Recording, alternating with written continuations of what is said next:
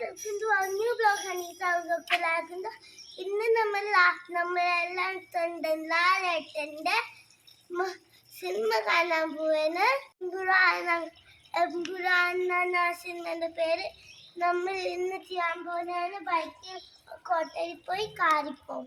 അങ്ങനെ നമ്മൾ ഇന്ന് ചെയ്യാൻ പോകുന്നത് പോവാം. ആദ്യത്തെ തിയേറ്ററാണ് നമ്മൾ സിനിമ കാണാൻ പോകുന്നത്. അത് ഭയങ്കര ദൂരാ, ഹരിയാനയിൽ പഞ്ചാബിലൊക്കെ പോകണം. എന്നാൽ നമുക്ക് പോവാം. അങ്ങനെ ഞങ്ങളും എമ്പുരാൻ കാണാൻ പോവുകയാണ്. ആദ്യത്തെ ദിവസം തന്നെ കാണാൻ പോകുന്നതിൻ്റെ എക്സൈറ്റ്മെൻ്റ് ഉണ്ട്.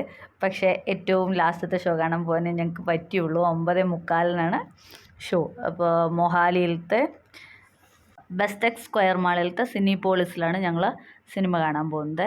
അപ്പോൾ ഞങ്ങൾ താമസിക്കുന്ന അമ്പാലക്കാണ്ടിൽ നിന്നും ഏതാണ്ട് 54 കിലോമീറ്ററാണ് ഈ തിയേറ്ററിലേക്കുള്ള ദൂരം. അങ്ങനെ ഞങ്ങൾ തിയേറ്ററിലെത്തി.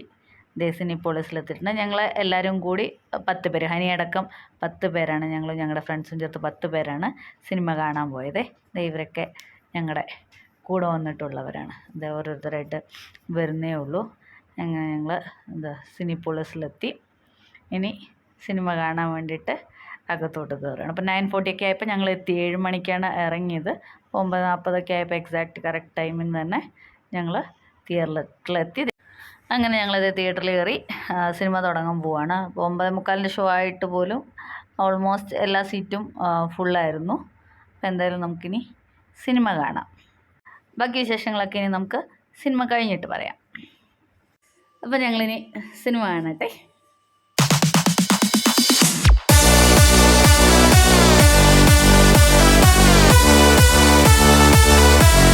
ഞങ്ങളങ്ങനെ ഇൻ്റർവെൽ ആയപ്പോഴത്തേക്കും കുറച്ച് സമയം ഒന്ന് പുറത്തൊക്കെ ഇറങ്ങി. അപ്പോൾ ഇൻ്റർവെൽ വരെ ആയപ്പോഴത്തേക്ക് കുറച്ച് വയലൻസ് ഒക്കെ ഉണ്ടായിരുന്ന കാരണം എനിക്ക് ഇത്തിരി പേടിയായി.